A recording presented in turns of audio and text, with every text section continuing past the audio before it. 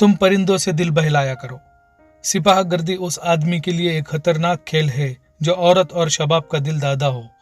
ये अल्फाज सलाहुद्दीन अय्यूबी ने अपने चचाजाद भाई अस-सालेह और सैफुद्दीन के लिए कहे थे। उन दोनों ने सलीबियों को दर पर्दा मदद, जर व जवाहरात का लालच दिया और सलाहुद्दीन अय्यूबी को शिकस्त देने की साजिश की थी। सलीबी यही चाहते थे। उन्होंने हमला किया। अस-सालेह और सैफुद्दीन ने उनकी मदद की। सलाहुद्दीन अय्यूबी ने उन सबको शिकस्त दी। अमीर सैफुद्दीन अपने माल छोड़कर भाग गया। उसके जाती खेमेगाह से रंग बिरंगी परिंदे, हसीन और जवान रक्कासाए यानी नाचने वाली लड़कियां और गाने वालियां, साज और साजिंदे और शराब के मटके बरामद हुए। सलाहुद्दीन अय्यूबी ने परिंदों को, नाचने वालियों को और उनके साजिंदों को रिहा कर दिया और अमीर सैफुद्दीन को इस मजमून का खत लिखा। तुम दोनों ने कुफ्फार की पुष्ट पनाही करके उनके हाथों मेरा नाम व निशान मिटाने की नापाक कोशिश की, मगर यह न सोचा कि तुम्हारी ये साजिश आलम इस्लाम का भी नाम व निशान मिटा सकती है। तुम अगर मुझसे हसद करते हो तो मुझे कत्ल कर दिया होता। तुम मुझ पर 2 कातिलाना हमला करा चुके हो, दोनों नाकाम रहे। अब एक और कोशिश करके देख लो, हो सकता है कि कामयाब हो जाओ। अगर तुम मुझे ये यकीन दिलाने को कामयाब हो गए कि मेरा सर तन से जुदा हो जाए तो इस्लाम और ज्यादा सर बुलंद होगा, तो रब्बे काबा की कसम मैं तुम्हारी तलवार से अपना सर कटाऊंगा और तुम्हारे कदमों में रख देने का वसीयत करूंगा। मैं तुम्हें सिर्फ ये बात बता देना चाहता हूं कि कोई गैर मुस्लिम मुसलमान का दोस्त नहीं हो सकता। तारीख तुम्हारे सामने है, अपना माजी देखो। शाह फरेक और रिमांड जैसे इस्लामी दुश्मन सलीबी तुम्हारे दोस्त सिर्फ इसलिए बन गए कि तुम इन्हें मुसलमानों के खिलाफ मैदान में उतारने की शह और मदद दी थी। अगर वो कामयाब हो जाते तो उनका अगला शिकार तुम ही होते और इसके बाद उनका यह ख्वाब भी पूरा हो जाता कि इस्लाम की सफा हस्ती से मिट जाए। तुम जंगजू कौम के फर्द हो। फन सिपाहीगरी तुम्हारा कौमी पेशा है। अगर मुसलमान अल्लाह का सिपाही है, मगर ईमान और किरदार का बुनियादी शर्त है। तुम परिंदों से ही दिल बहलाया करो। सिपाह गर्दी उन आदमियों के लिए एक खतरनाक खेल है जो औरत और शबाब का दिल दादा हो। मैं तुमसे दरख्वास्त करता हूँ कि मेरे साथ ताउन करो और मेरे साथ जिहाद में शरीक हो जाओ। अगर ये न कर सके तो मेरी मुखालिफत से बाज आ जाओ। अगर ये न कर सको तो मेरी मुखालिफत से बाज आ जाओ, मैं तुम्हें कोई सजा नहीं दूंगा। अल्लाह तुम्हारे गुनाह माफ करे। सुल्तान सलाहुद्दीन अय्यूबी। एक यूरोपी मुअर्रिख लेन पोल लिखता है, सलाहुद्दीन अय्यूबी के हाथ जो माले गनीमत लगा उसमें उसका कोई हिसाब नहीं था। जंगी कैदी भी बेअंदाजा थे। सलाहुद्दीन अय्यूबी के तमाम तर माले गनीमत 3 हिस्सों में तकसीम किया। एक हिस्सा जंगी कैदियों में तकसीम करके उन्हें रिहा कर दिया, दूसरा हिस्सा अपने सिपाहियों और गरीबों में तकसीम किया और तीसरा हिस्सा मदरसा निज़ामुल मुल्क को दे दिया। उसने इस मदरसे से तालीम हासिल की थी। न खुद कुछ रखा, न अपने जर्नल को कुछ दिया। इसका नतीजा ये हुआ कि जंगी कैदी, जिनमें बहुत से मुसलमान थे और बाकी गैर मुसलमान, रिहा होकर सलाहुद्दीन अय्यूबी के कैंप में जमा हो गए और उसकी इताअत कबूल करके अपनी खिदमत उसकी फौज के लिए पेश कर दी। अय्यूबी की कुशादा ज़र्फी और अजमत दूर दूर तक मशहूर हो गई।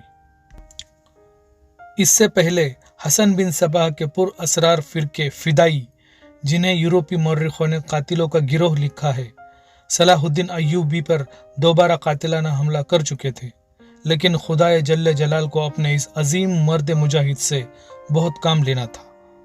दोनों बार एक मेजज़ा हुआ कि इस्लाम का यह मुहाफिज बाल बाल बच गया।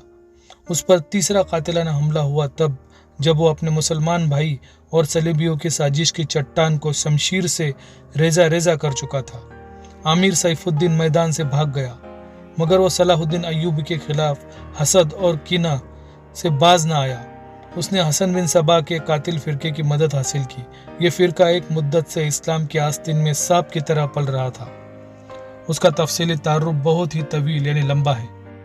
हसन बिन सबाह नाम का एक आदमी अपने आप को मुसलमान ही कहता रहा और ऐसा गिरोह बना लिया जो तिलिस्माती तरीकों से लोगों को अपना पैरोकार बनाता था, इस मकसद के लिए कि इस गिरोह ने निहायत हसीन लड़कियां, नशावर जड़ी बूटियां, हिप्नोकम और चरब जबानी जैसे तरीके इख्तियार किए, बहिश्त बनाई जिसमें जाकर पत्थर भी मोम हो जाते थे।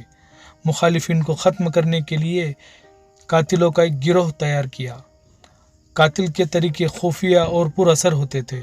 इस फिरके के अफराद इस कदर चालाक और निडर थे कि भेस और जबान बदल कर बड़े बड़े जर्नलों के बॉडीगार्ड तक बन जाते थे, और जब कोई पुरअसर तरीके से कत्ल हो जाता था तो कातिलों का सुराग ही नहीं मिलता था। कुछ अरसे बाद यह फिरका कातिलों का गिरोह नाम से मशहूर हो गया। ये लोग सियासी कत्ल के माहिर थे, जहर भी इस्तेमाल करते थे जो हसीन लड़कियों के हाथों शराब में दिया जाता था। बहुत मुद्दत तक यह फिरका इसी मकसद के लिए इस्तेमाल होता रहा। इसके पैरोकार फिदाई कहलाते थे। सलाहुद्दीन अय्यूबी को न हसीन लड़कियों से धोखा दिया जा सकता था और न शराब से। वो इन दोनों से नफरत करता था। उसे कत्ल करने का यही एक तरीका था कि उस पर कातिलाना हमला किया जाए। उसके मुहाफिजों की मौजूदगी में उस पर हमला नहीं किया जा सकता था। 2 हमले नाकाम हो चुके थे। अब जबकि सलाहुद्दीन अय्यूबी को ये तवक्को थी कि उसका चचाजाद भाई अस-सालेह और आमिर सैफुद्दीन शिकस्त खाकर तौबा कर चुके होंगे, उन्होंने इंतकाम का एक और ज़ेरे ज़मीन कोशिश की। सलाहुद्दीन अय्यूबी ने इस फतह का जश्न मनाने के बजाय हमले जारी रखे और 3 कस्बों को कब्जे में ले लिया। इनमें गाजा का एक मशहूर, इसी कस्बे में सुल्तान सलाहुद्दीन अय्यूबी दोपहर के वक्त सो रहा था। उसने अपनी वो पगड़ी नहीं उतारी थी जो मैदान जंग में उसके सिर को सहरा के सूरज और दुश्मन के तलवार से महफूज रखती थी। खेमे के बाहर उसके मुहाफिजों का दस्ता मौजूद और चौकस था। बॉडीगार्ड्स के इस दस्ते का कमांडर जरा सी देर के लिए वहां से चला गया। एक मुहाफिज ने सलाहुद्दीन के खेमे में गिरे हुए पर्दों में से झांका। इस्लाम के अजमत के पासबान की आंखें बंद थी। वो पीठ के बल लेटा हुआ था। उस मुहाफिज ने बॉडीगार्ड्स की तरफ देखा। उनमें से 3-4 बॉडीगार्ड्स ने उसकी तरफ देखा। मुहाफिज ने अपनी आंखें बंद करके खोली। 3-4 मुहाफिज उठे और दूसरों को बातों में लगा लिया। मुहाफिज खेमे में चला गया। कमर बंद से खंजर निकाला, दबे पांव चला और फिर चीते की तरह सोए हुए सलाहुद्दीन अय्यूबी पर जस्त लगाई। खंजर वाला हाथ ऊपर उठा। ऐन उसी वक्त सलाहुद्दीन अय्यूबी ने करवट बदल ली। ये नहीं बताया जा सकता कि मुहाफिज का खंजर कहाँ मारना चाहता था, दिल में या सीने में, मगर हुआ यूं कि खंजर सलाहुद्दीन अय्यूबी के पगड़ी के बलाई हिस्से में उतर गया और सिर से बाल बार दूर रहा। पगड़ी सिर से उतर गई। सलाहुद्दीन अय्यूबी बिजली की तेजी से उठा। उसे यह समझने में देर नहीं लगी कि यह सब क्या है। उस पर इससे पहले 2 हमले हो चुके थे। उसने इस पर भी हैरत का इजहार न किया कि हमलावर उसके अपने बॉडीगार्ड्स के लिबास में था, जिसे उसने अपने खुद बॉडीगार्ड्स के लिए मुंतखब किया था। उसने एक सांस जितना अरसा भी न जाए न किया। हमलावर उसकी पगड़ी से खंजर खींच रहा था।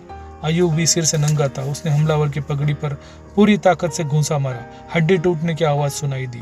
हमलावर का जबड़ा टूट गया था। वो पीछे की ओर गिरा और उसके मुंह से हैबतनाक आवाज निकली। उसका खंजर सलाहुद्दीन अय्यूबी के पगड़ी में ही रह गया। अय्यूबी ने अपना खंजर निकाल लिया।